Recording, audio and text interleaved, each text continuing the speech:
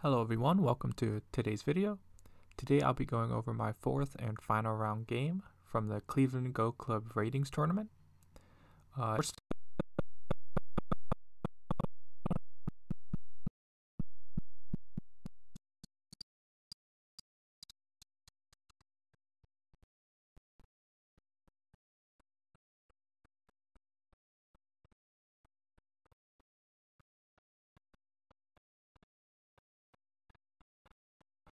It usually ends poorly for me. Maybe I beat him every once in a while, but he definitely has the upper hand with 4 stones. So when I found out I had to play him with 4 stones, I knew it would be a tough game. Yeah, let's jump into it. 4-stone game for the final round. One thing I know is that if I do quote-unquote AI moves, that gives me an advantage against Michael. Not that he hasn't studied it, just that maybe I just have a better understanding of it. So I invade 3-3 pretty quickly on the 3rd move, and play something normal, and then kick. And you can ignore this now. Like you'll see in the game, I stand up and then black pincers, and then I pincer black on the left side. I could have just pincered immediately, like right now, but I really don't like giving this shape, although it's one of those things that I should just get used to giving, because one, it doesn't fully surround the stone, and by standing up, I actually force black to make a move along the side, whereas in this sort of variation, you see black doesn't actually have a move on the right side, but it feels so good for black in the corner, even though it's really not black's corner fully, maybe 95% black's corner. But with this one, I just really like the Aji this creates in the upper right corner. Black pincers, so I pincer, and black plays the bump and then extend. Lots of variations here, and then black pincers. So the reason why I played this move next is, while it looks slow, it does destroy black's shape, and it starts to make a connection between my two groups, because where black could have played was Hane and then hanging connection, and the idea is if white Ataris, black doesn't actually play the connect. Black doesn't play the connect immediately, because later black could make this ko, which is an actual ko, as in, let's say, white takes, black makes a ko threat somewhere, white answers, black takes back. There's problems in white's shape after black goes here.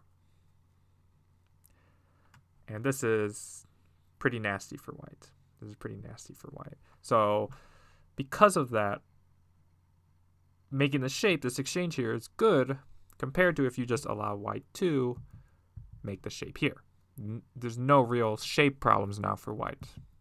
And you might think, well, okay, what if white simply just takes? Well, taking would just give black good shape now. And now the stone here, before it was attacking just a clump of stones, but now it's pretty close to a very strong black group. So yeah, black should make that exchange, I think.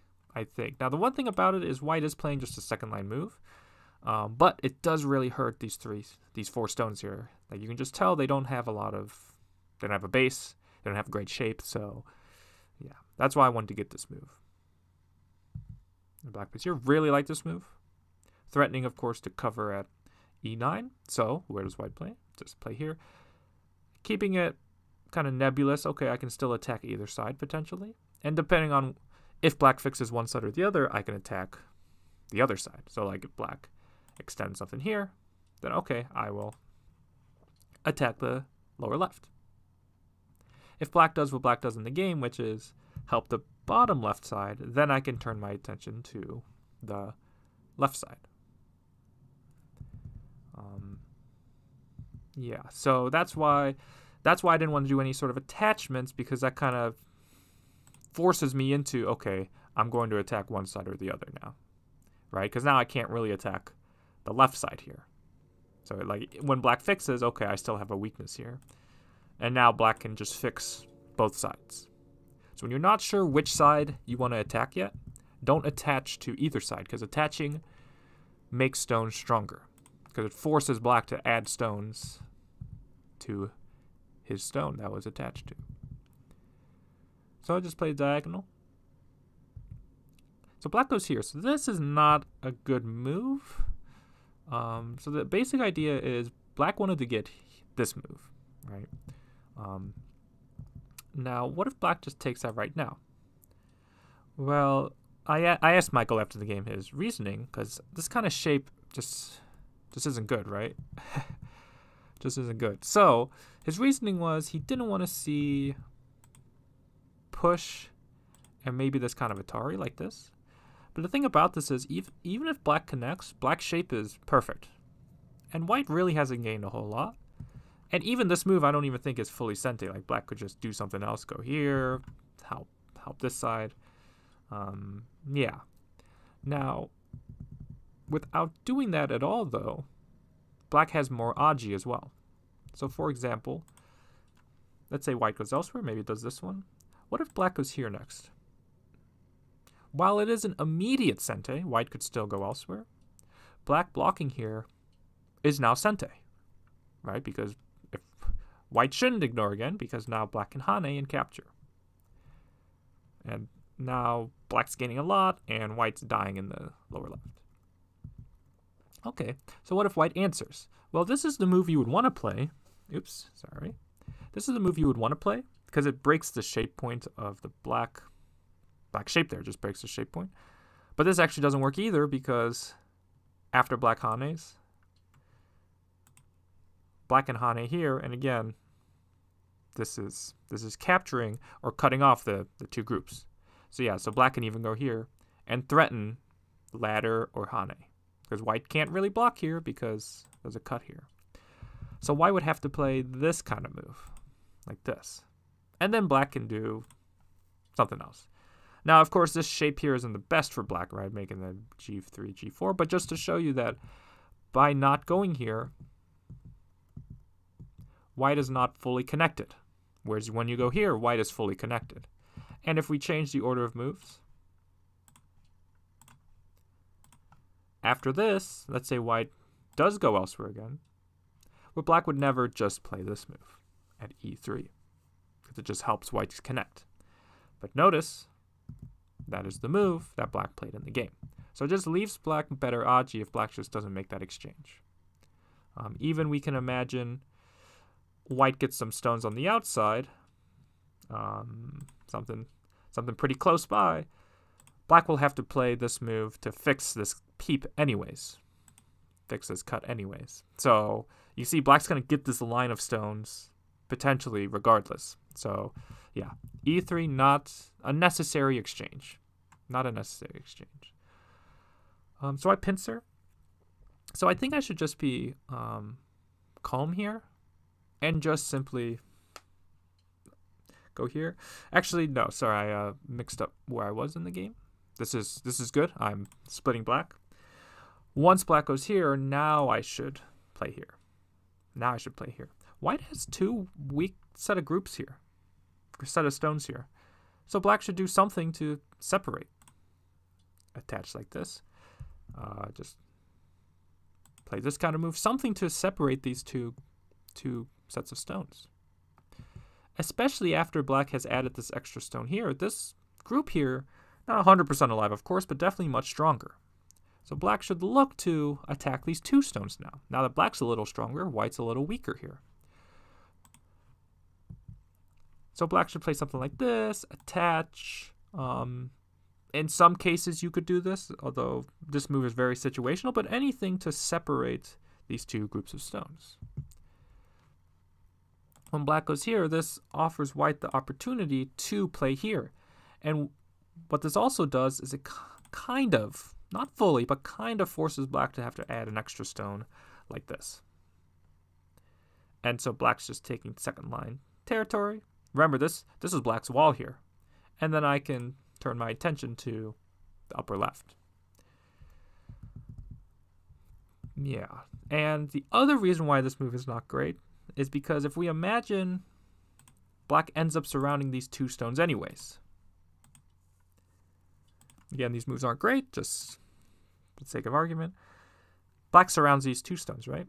This stone at b8 makes capturing these smaller because you wouldn't play b8 after surrounding these 2 stones, right? You'd rather maybe play b4, maybe extend at c12. You would do something else. You wouldn't want a stone here because it doesn't actually help surround the 2 stones. So it actually lessens the value of these 2 stones. Because if you end up capturing them, b8 becomes a wasted move.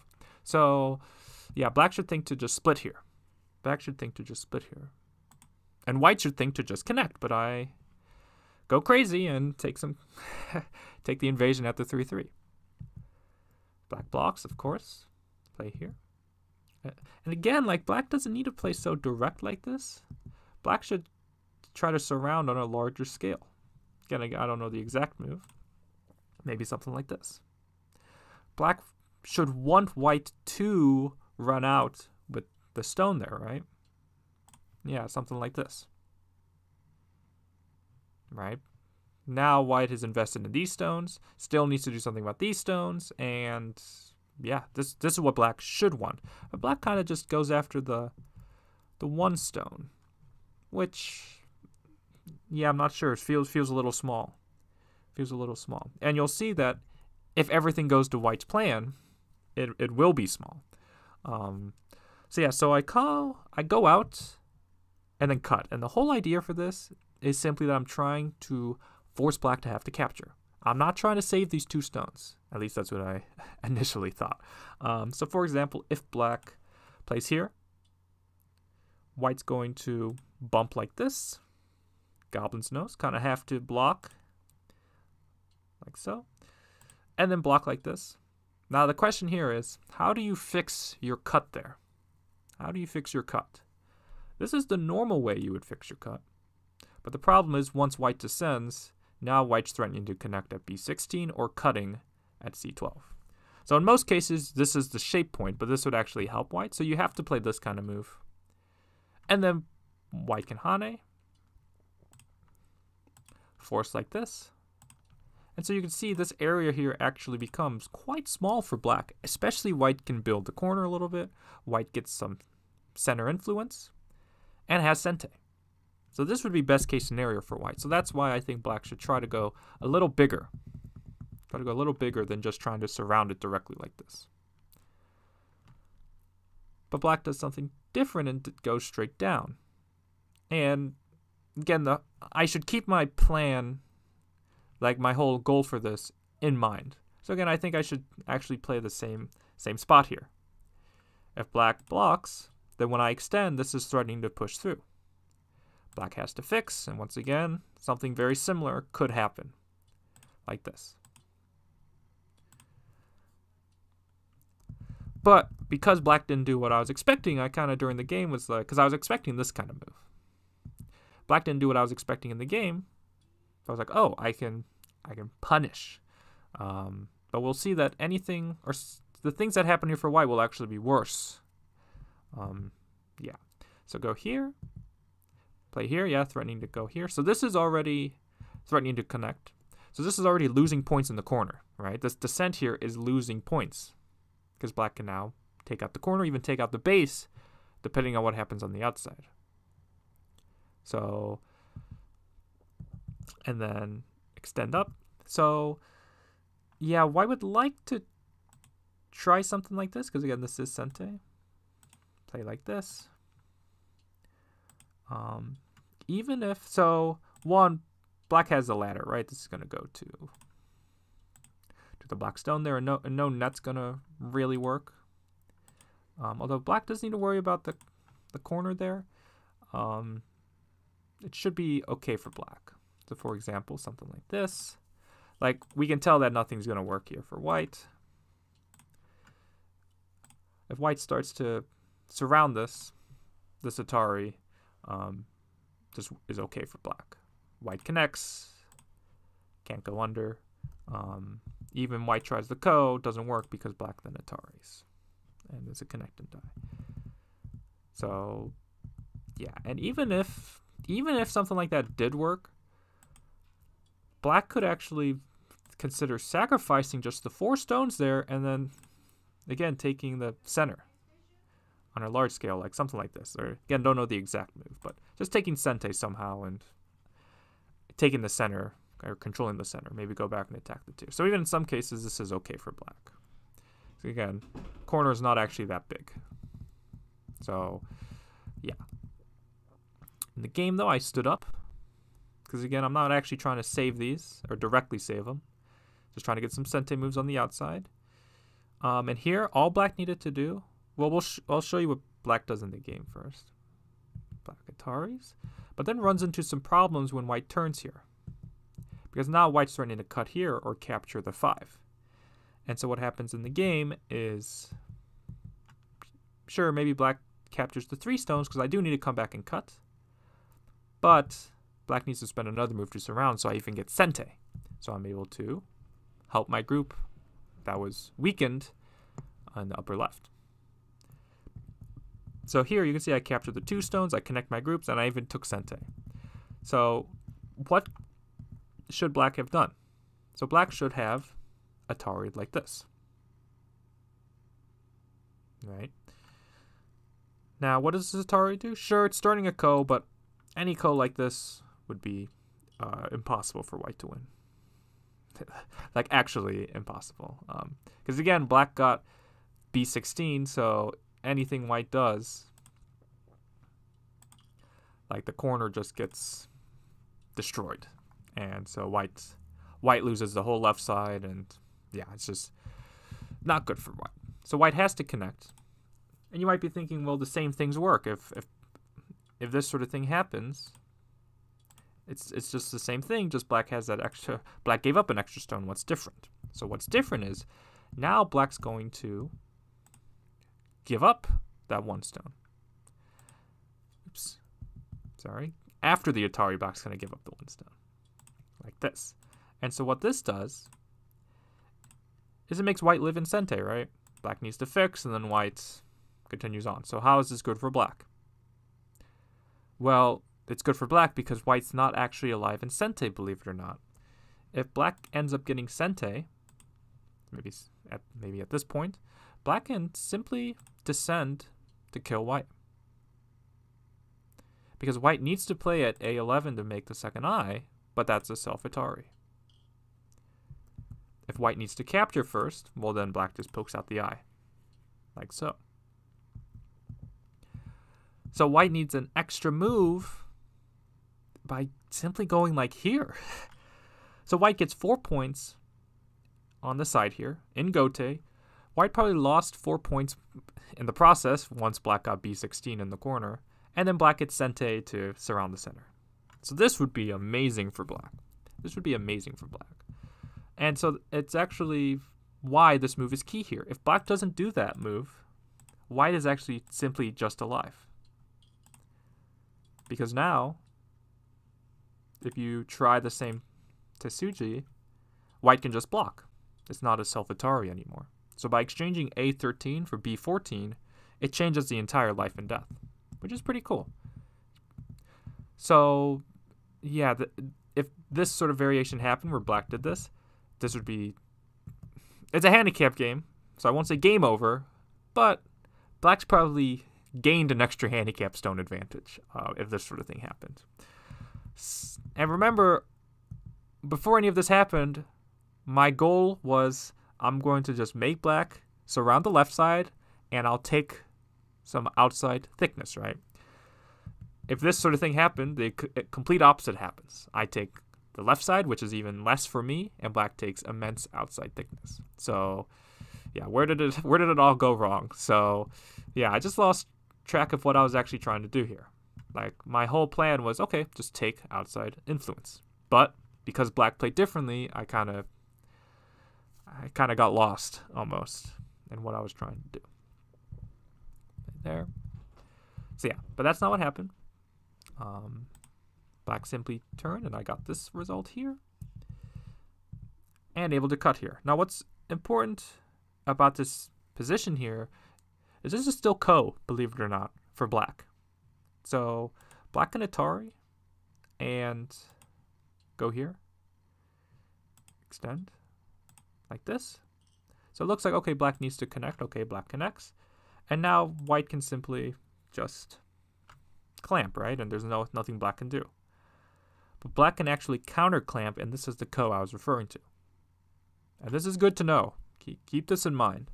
So if white Ataris, this is the ko here. And it's a one-step ko for black. Now it is, black loses a lot, but like this is the entire life and death of the left side for white. Like if black is able to connect, both of white's groups die. Now you might think, okay, well, when white descends, it's threatening to cut here, and I don't have enough liberties. But always keep in mind, there's magic on the first line. In any other scenario, this wouldn't work, but because it's on the first line, it's a snapback. It's a snapback like this. So black's connected that way. So there's a ko here. Any time for black. So, yeah, and if white tries other moves, maybe like this one, okay, same thing, just jump like this. Black's connected. So there's a ko here for black at any time. And during the game, both of us were oblivious. Michael and I, we were oblivious to that fact. So, yeah, and we'll see that it actually could end up mattering a lot later. So black just surrounds. And so I did to get Sente and help my upper left group. And then black plays in the lower right corner.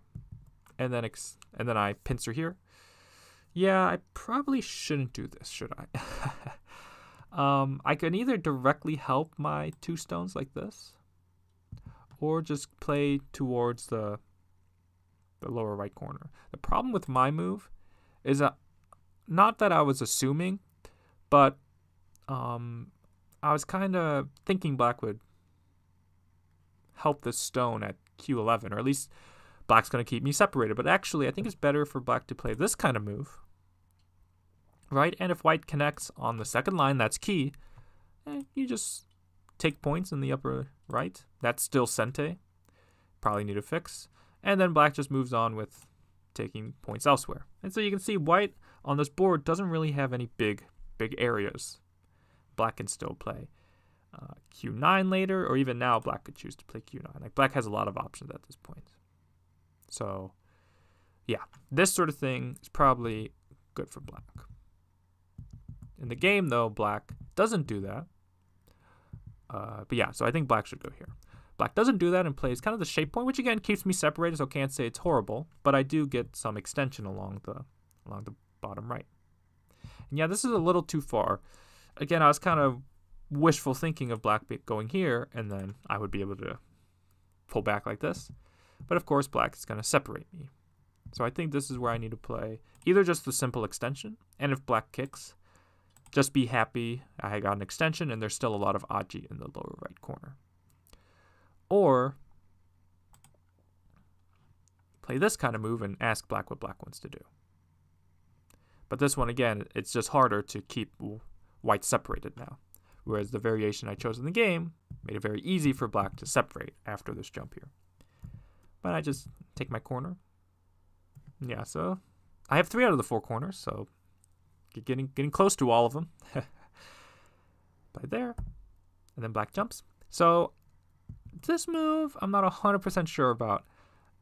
And it's probably a good spot by itself, but black should make an exchange first. So what does black want to attack? Black wants to attack these 2 stones. So in general, when you want to attack something, you want to attack from afar or where you can make profit, right? When you go here, directly this isn't really making much profit. Now it is protecting some Aji at P16, but besides that, it's not really doing a whole lot.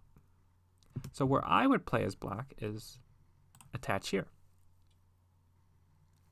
because I can actually make profit at the top. So let's say maybe white hanes. White doesn't want to hane the other way because after black extends, white has a big dilemma. If you descend, black can cut, if you connect, later black can, or even directly black can play this kind of move. And if you block, can jump across like this, and you'll see end up making a mess out of white's shape. There's like co stuff here. So that's dangerous for white. So that's why I would think white would go here. You double Hane. And white needs to connect eventually.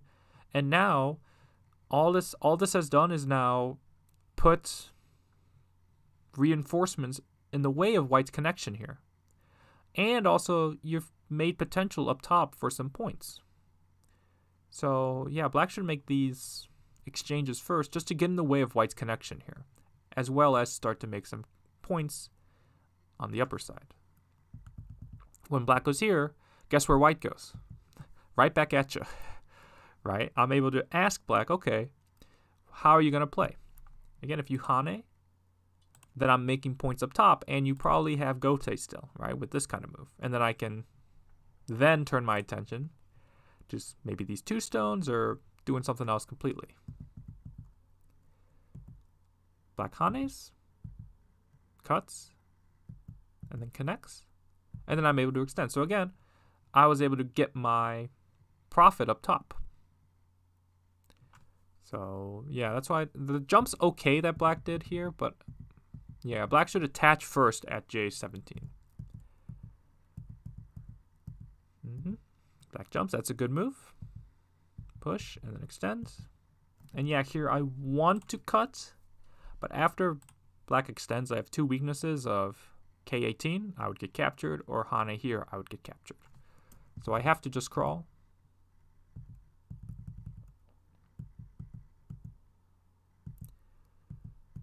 Yeah, I'd have to just crawl here, which is what I did. And then black jumps, and then Hane here. And it would be nice if I had, at what point? Yeah, no real point. Yeah, no real chance for a ladder either. So go there, jump, Hane, and then black extends. So black is getting some profit from this attack because black's pushing me down to the second line. Black extends, and then jump.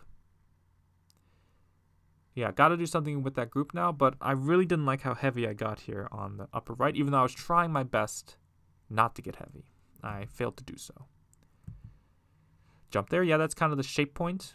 And I also, again, there's a kind of technique and go of playing a move and kind of forcing your opponent to play in a way that helps you.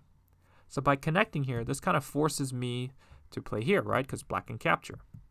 But black turns, and I'm able to get this Hane here. If I had simply just gone here, black probably would have just extended. So by going here first, I forced black to go here, and then black then went here. But I think I should still just connect first. Because what? Black takes a 3. Okay, I'll cut through your corner. Although to be fair, looking at this now, like black could consider giving up the corner and just taking the center. Like, what's white going to do about this thickness here? I'm not sure. And I haven't even fully surrounded the corner. So maybe that's why I didn't do it. So black went there. Turn there. Yeah, even here, black has a chance to go here. And sure, maybe I target like this. Black's gained some profit here. That's all black needed. Black could just go elsewhere even. Maybe something like J3, build the bottom now. Black got the profit of capturing the 2 stones. So, yeah. But black extends, so I connected. And then black went there. Yeah, this is, there's no need to do this now. This is just co-threats. And it's because, let's say black goes elsewhere. I think this is where black ends up going. If white goes here, this is Gote for white. So it's Sente for black always, and Gote for white. Those are like the perfect co-threats because I'm never afraid of white getting this move here. So black should save this move as co-threats because again, this is threatening to break through. Right? So that's 2 co-threats that black kind of wasted. So yeah. And remember, there's a ko hanging on the left side that I suppose neither player saw, but there's still a ko there. And then black jumped. And so hane, and then hanging connection. And yeah, once again here, black has ko threats. Black should just go here. Black should just go here. If I start this ko, again, I wouldn't really count moves like this as ko threats. I don't think that's that big. Just capturing 3 stones up top. Again, black gains a lot when black wins the ko. But remember, there's a ko on the left side. So like black could play a double ko here. Right? Like black either wins the ko on the left side I showed earlier or wins the upper right.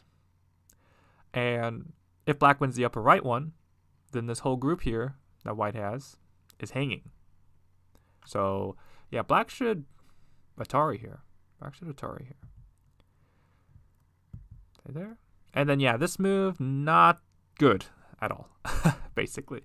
The idea is if black connects, then it's what I wanted. But the problem is when black goes here. Just nothing really works here.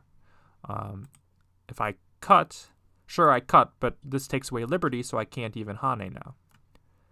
So if I try to win this semi-I, I would lose it. 3 liberties to 3 liberties, so black would win the semi-I.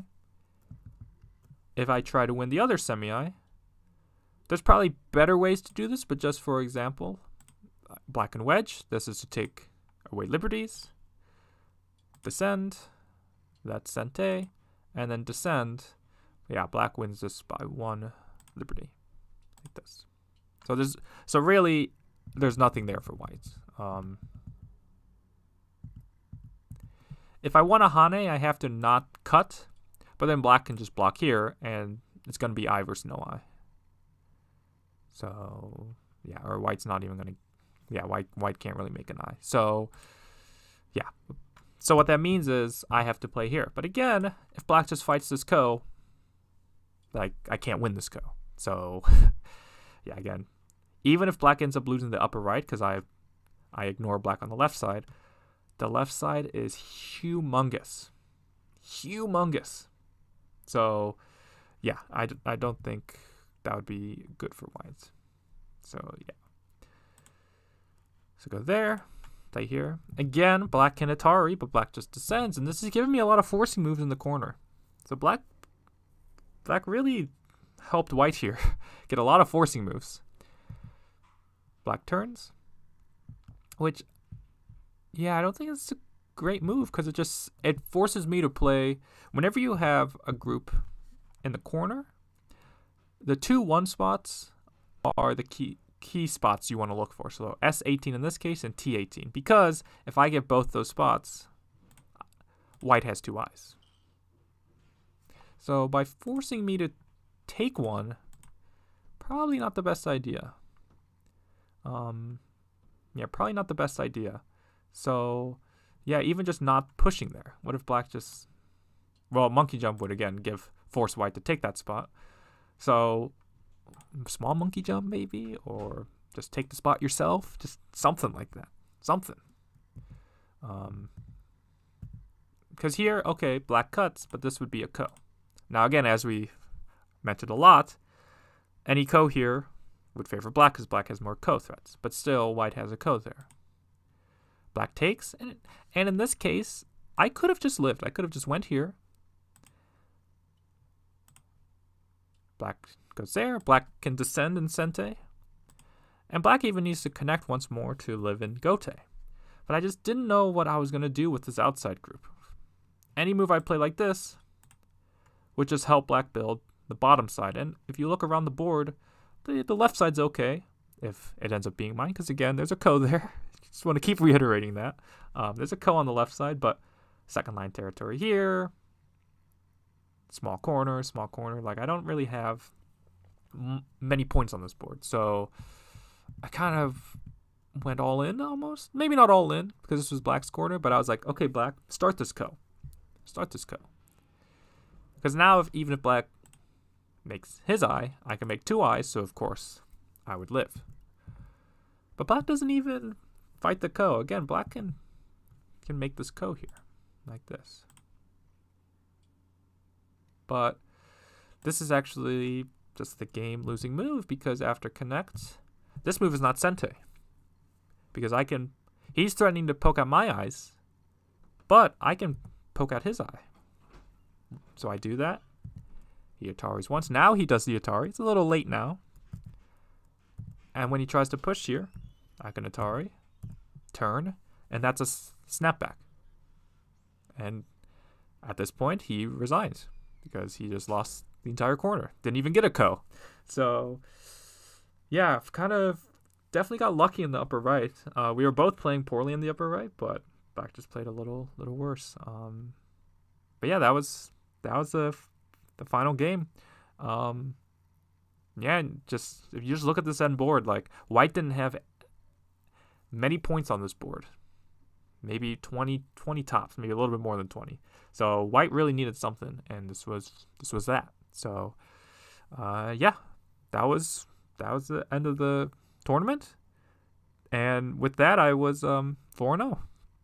I was 4-0, and I forget if I mentioned this in an earlier review of this tournament, but this tournament wasn't supposed to have prizes. It was meant to be just a come get some rated games before a lot of events happening in the late spring, summer. That was the whole point of it. So there wasn't going to be prizes. It was just get some rated games in. But somebody from the local club had a bunch of stuff that they were trying to get rid of. So we actually ended up having a lot of prizes to give away. Now, I only found out about that the day of, or everyone found out about that the day of. So we didn't really have divisions planned or anything like that. So we had just decided, okay, whoever had the best records gets to pick whatever they wanted first from the prize pool. And there was a bunch of stuff. Shusaku's Invincible was one of the options. There was some travel sets, travel boards and stuff. Yeah, there's a whole bunch of stuff. But what I chose was probably the most unique prize I've ever gotten for a Go tournament. Is I have it next to me to make sure I get it right. I got a sealed copy of the 1983 Super Famicom Japanese Gomoku cartridge. Yes, that was a mouthful. But yeah, I got a game cartridge from 1983 for going 4-0 in this tournament. So yeah, it's one of the most unique prizes I've ever gotten. So yeah, that's pretty cool. But even cooler than that is, because of this tournament and because of going 4-0, I am now officially, to the AGA, I'm officially 6th Dan AGA. So yeah, big accomplishments for me. Yeah, super happy with getting that.